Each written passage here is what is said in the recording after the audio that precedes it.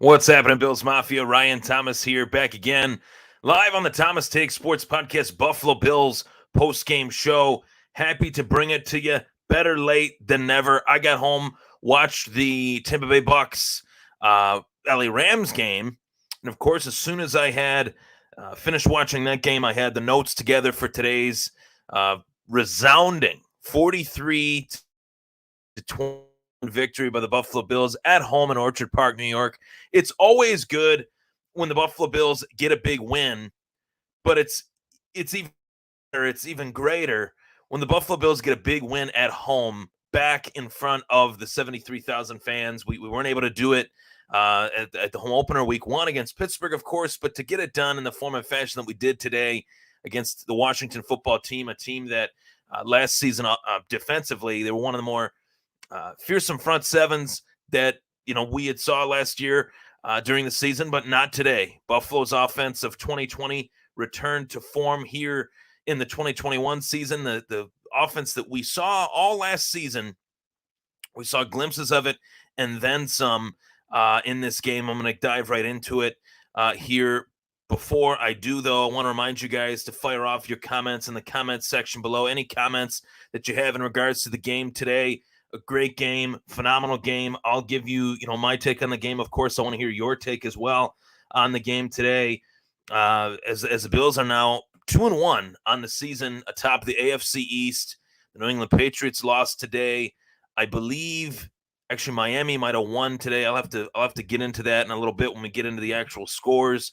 I haven't checked all the scores in the league just yet, but what a weird, wacky football season it has been so far. Today there was a 66-yard field goal made by Justin Tucker in the Baltimore Ravens-Detroit Lions game. I go to the AFC East. Obviously, I know New England lost to the New Orleans Saints. Denver routed the Jets 26-0. But the Raiders were able in overtime to go 3-0. So Buffalo does sit atop the AFC East right now, and it's good to be atop the AFC East this early in the season through 3 weeks, 2-1. No other team in the AFC East is 2-1. Both the Patriots and the Dolphins, of course, 1-2, and the Jets at 0-3. So let's get right into the stat sheet here. And first and foremost, as I said in the pregame show, you're only as great as your quarterback, and Josh Allen was a man on fire. I was posting statuses and tweeting on my Twitter at Ryan Thomas Take throughout the entire game, and Josh Allen was on fire the entire day.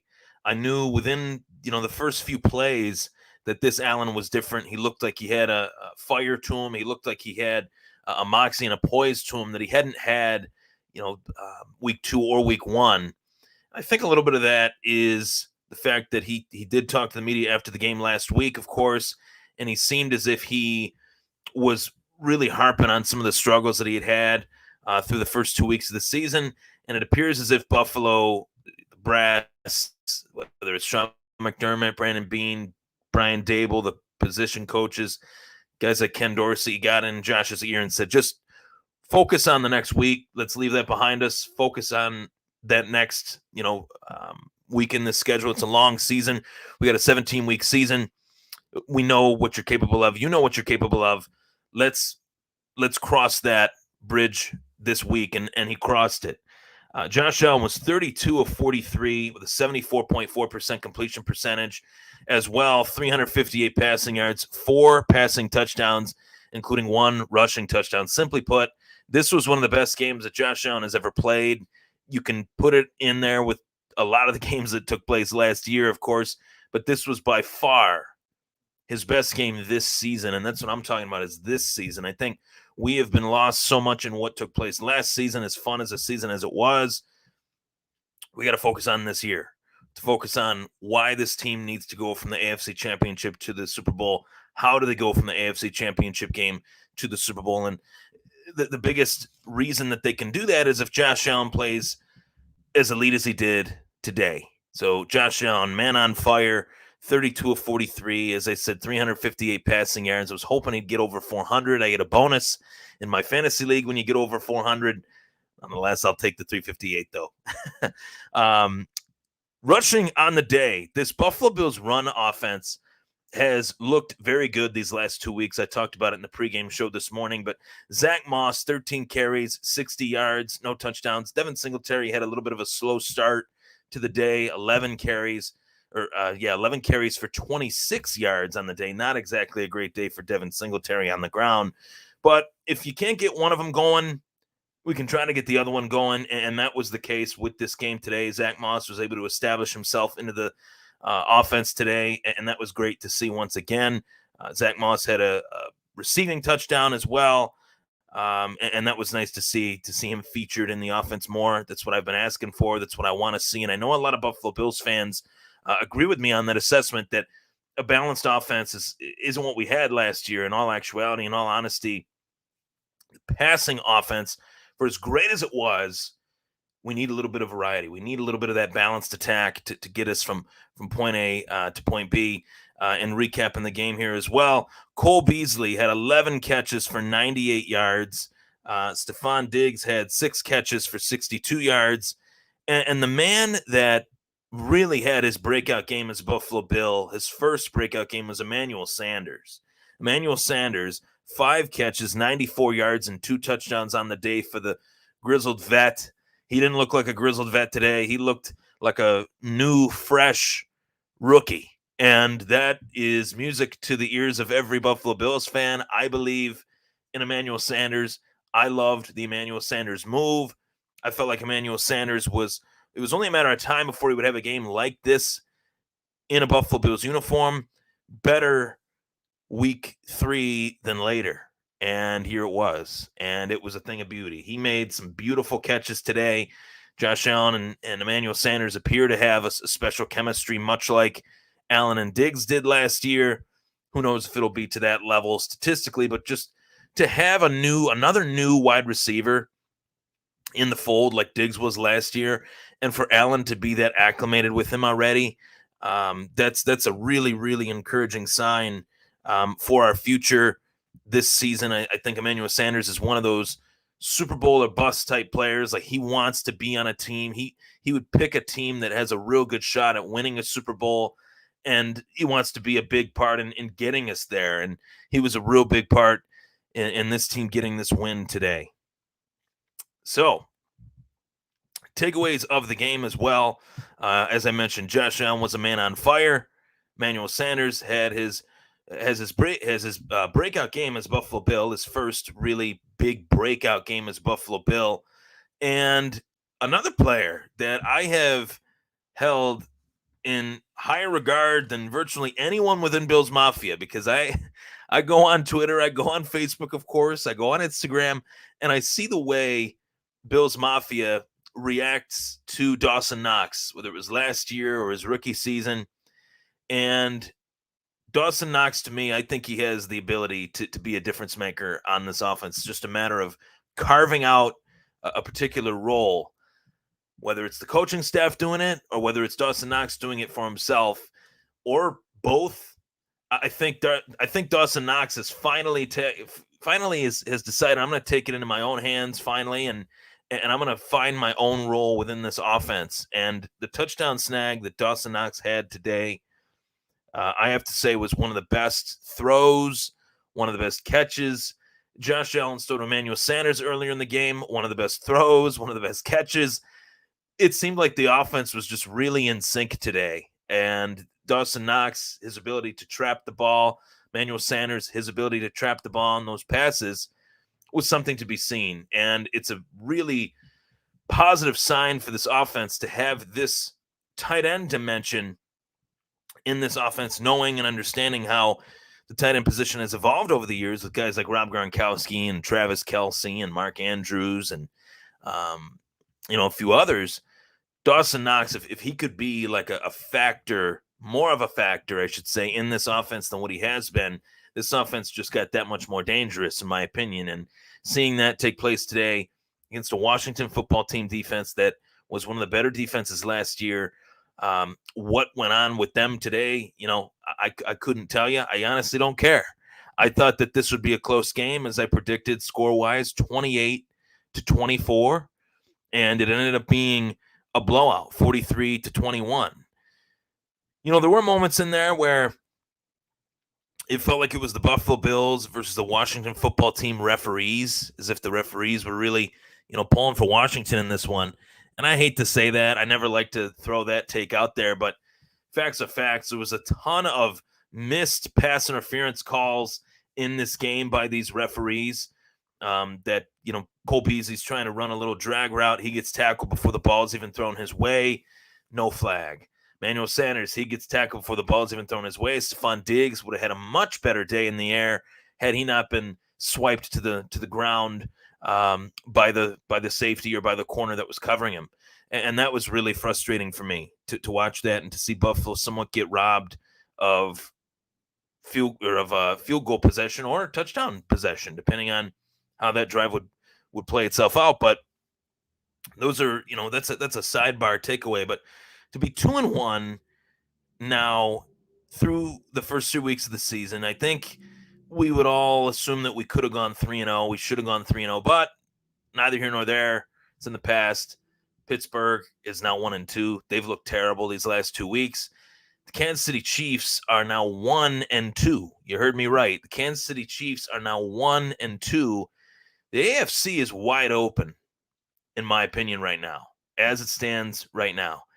And that could easily change throughout the rest of the season. We still got a long way to go, of course.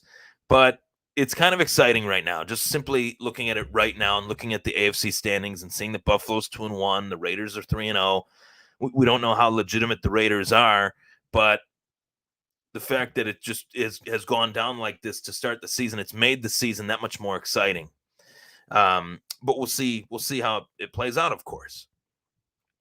I have 3 takeaways from the game. The Ryan Thomas takeaways for this week's Buffalo Bills 43-21 victory.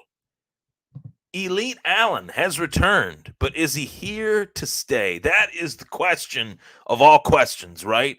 Josh Allen had a great performance today. Is it here to stay? Now, I think that this performance today will go a long, long way towards us seeing consistent performances from our one en route to victory. I think Josh Allen's going to have a great year. I think this will only continue. But we do have that week 5, week 6 stretch where we play the Chiefs, we play the Titans.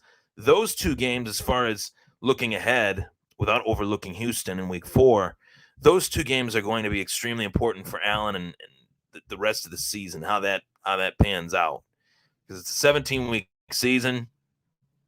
We have a stretch of games in the front half, front quarter, second quarter, third quarter, fourth quarter, of course, and then +1 with the 17th game. But I do believe that Allen has found his mojo. He has found his rhythm. This offense was in a rhythm. This offense was humming, and it looked as if Allen was just out there enjoying the game. Where the first 2 weeks, to be quite honest with you, the body language of Josh was a different thing I've ever seen from him. He looked as if he was easily frustrated. He was putting a lot of pressure on himself. And in this game, it looked as if he was just out there playing, spreading the ball around, relying on his playmakers. There's playmakers on this team. Elite Allen will continue to be seen if, in fact, he relies on the guys around him more. If he tries to do things on his own, I think that's where he gets a little mistake prone. Does that sound like somebody that's in the Hall of Fame by the name of Brett Favre? A little bit. So I will give a shout out to, as I mentioned, Emmanuel Sanders earlier in the show, but Emmanuel Sanders was an addition that a lot of Bills Mafia members, they were a little bit perplexed by it. I remember going on Twitter, seeing that they had signed Emmanuel Sanders, saying, oh, he's 33, 34 years old. He's long in the tooth. I am here to raise my hand and say loud and proud that Emmanuel Sanders has an unlimited value to this team that I think we are going to continue to see hand in hand with the progression of Josh Allen.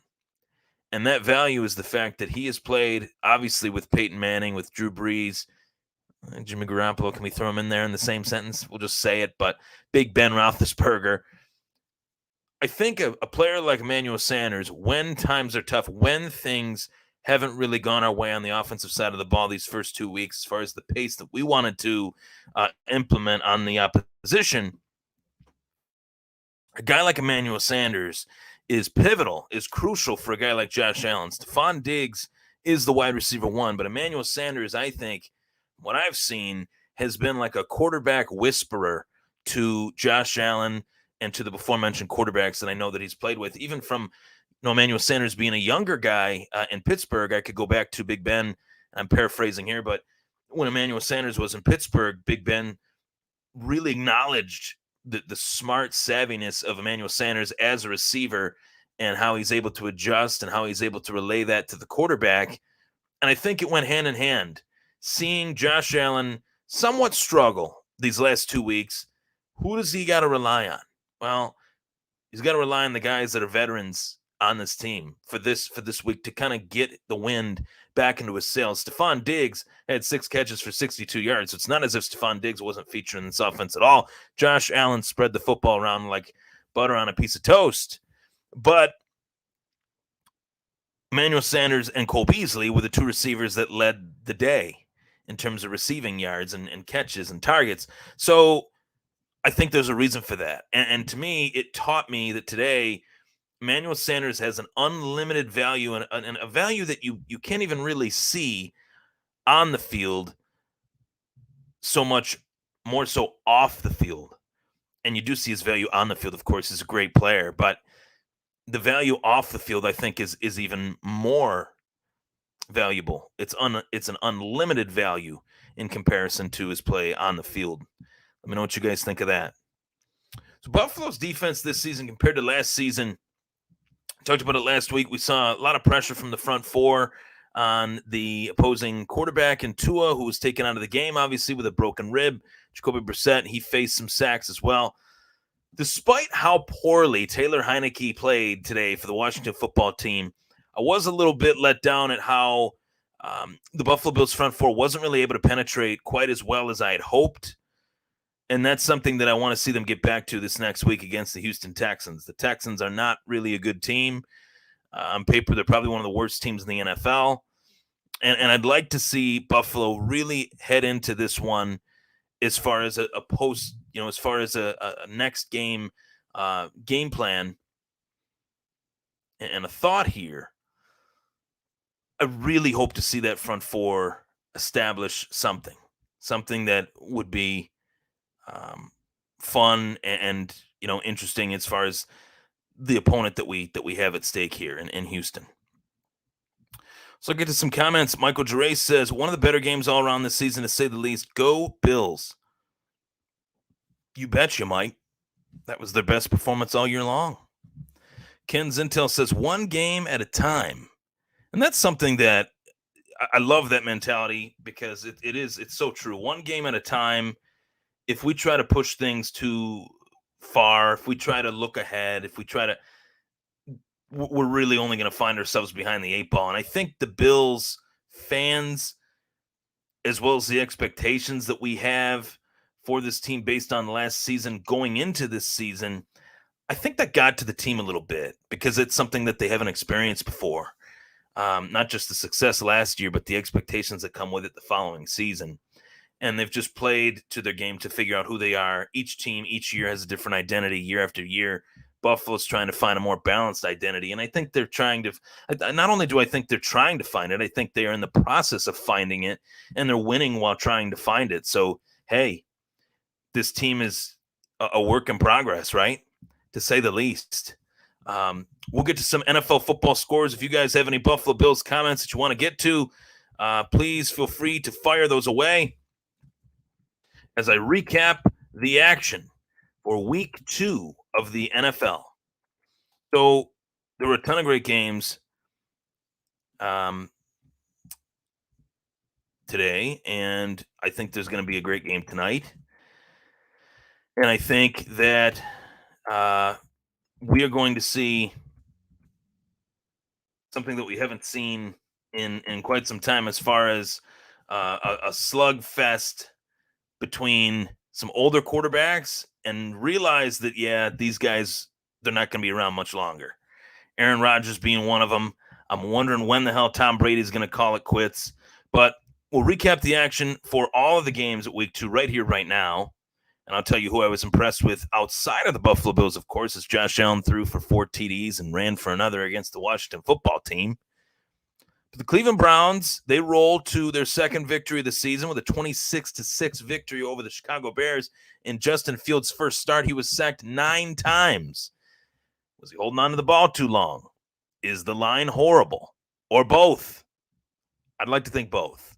Baker Mayfield, 19-31, 246 yards, 1 passing touchdown. Nick Chubb, 22 carries, 84 yards. Odell Beckham Jr. in his return to action for the first time all season long, 5 catches, 77 yards.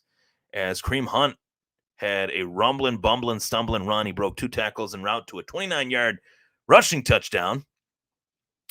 And the game that really just, I can't get over it. The Baltimore Ravens and the Detroit Lions go head-to-head in the Motor City. The Lions fall to 0-3 and 0-2 at home, mind you, with the Baltimore Ravens winning this one and stunning the Detroit Lions, with Justin Tucker making, and I quote, a 66-yard field goal, an NFL record that I really wonder if it'll ever be broken. I know Justin Tucker's a great kicker. He's been a great kicker for a long time. But to see that and to watch that, as I'm watching it now, actually, as it comes right up on the NFL Network here, as we get ready for the Sunday Night Football game between the Packers and the Niners, I am just so shocked here that we witnessed that today. The 66 hits the crossbar, bounces over, and that's it. Ravens moved to 2-1. They've had 2 thrilling victories over the Chiefs and the Lions. They go toe-to-toe with the Chiefs one week, underachieve against the Lions the next week. They're a very weird team. I don't know what to make of Baltimore, to be quite honest with you, whether they're legit or whether they're not. I just have no idea. The Tennessee Titans moved to 2-1 as the Indianapolis Colts fall to 0-3 with a 25-16 victory. And this was a weird one because you did have the consistency of one Derrick Henry and 28 carries, I should say, for 113 yards. Ryan Tannehill, though, really led this victory. It was a rarity in the terms of the usual way the Tennessee Titans win their games, with Derrick Henry toting the rock, running it, smashing through the defensive line of the opposition. Ryan Tannehill, though, he looked pretty good today, 18-27, 197 yards, 3 touchdowns, solid field position. I know that the Colts are just a sloppy football team right now, and it starts and ends with Carson Wentz. The Los Angeles Chargers, I repeat, the Los Angeles Chargers beat the Kansas City Chiefs at Arrowhead, as the Chargers topped the Chiefs on Herbert's touchdown pass to Mike Williams. Justin Herbert showed up in this one, as did Mike Williams. Justin Herbert, 26-38, 281 yards, and 4 passing touchdowns. Is there anything this guy can't do? He makes playing quarterback look extremely easy, and it's only year 2. He's a real one, and I think he's going to be around a very, very long time. Mike Williams, 7 catches, 122 yards, and 2 receiving touchdowns. The New Orleans Saints beating the New England Patriots 28-13. Mac Jones, 51 pass attempts for the rookie quarterback, 270 yards, 1 touchdown, 3 interceptions. Not the greatest day for Mac Jones at the office, especially at home. But Jameis Winston threw a touchdown pass while literally falling forward, being taken down. It was pretty incredible. Alvin Kamara, 24 carries, 89 yards. Kendrick Bourne for the New England Patriots, the leading receiver on the day between both teams, with 6 catches, 96 yards, and a touchdown. The Atlanta Falcons moved to 1-1 with an away victory against the New York Giants, 17-14. Young-Ho Koo nailed a 40-yard field goal as time expired, which lifted the Atlanta Falcons past the New York Giants.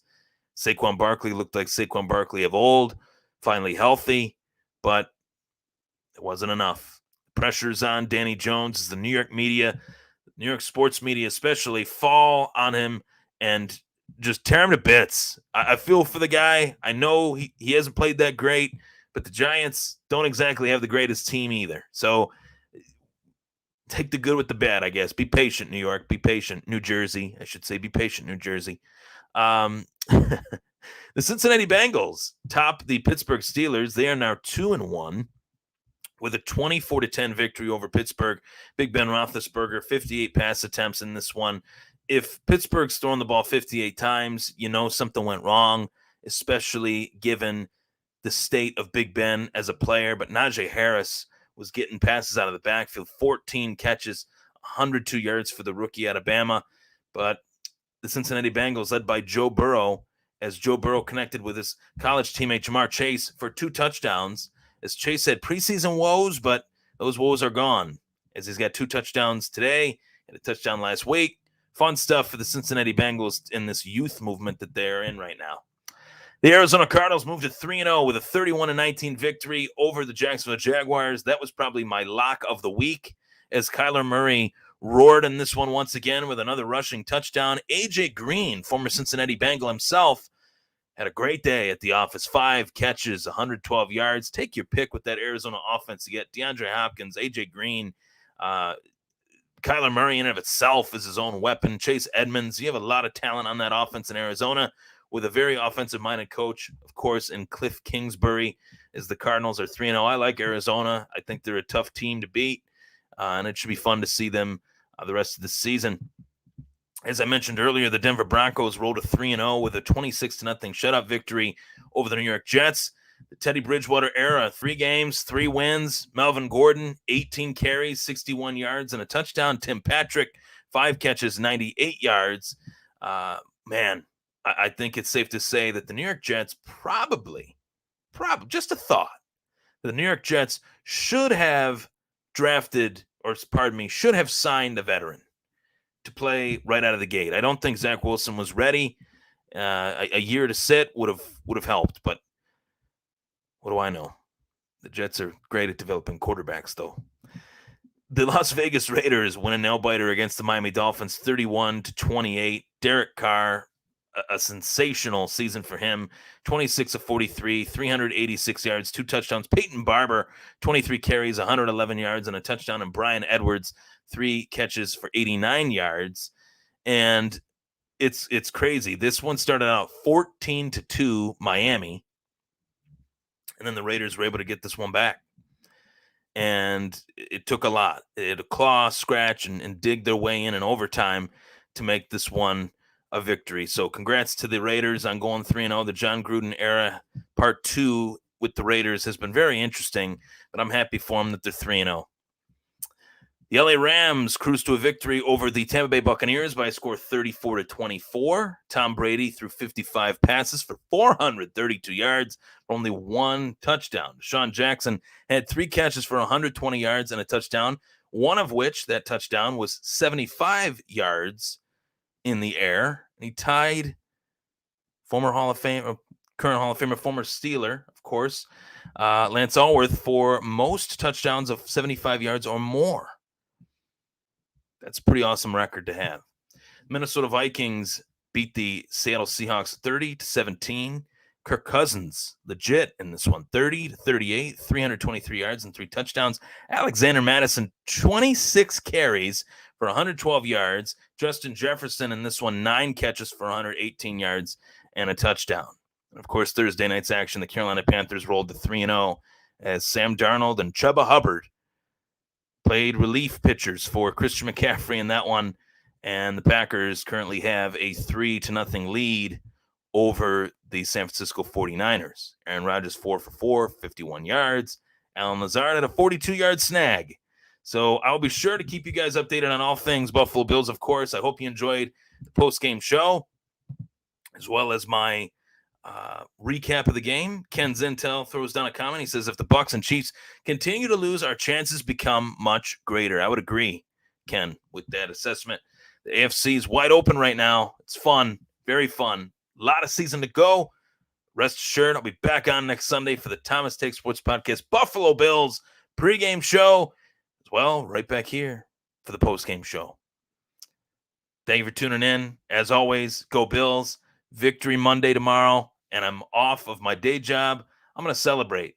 Cannot wait to celebrate Victory Monday. And I hope you guys celebrate it too. We deserve it. Let's go Buffalo. Go Bills. Bills Mafia. What a game it was. Whooping the Washington football team. I'm Ryan Thomas. Thanks for tuning in. Go Bills.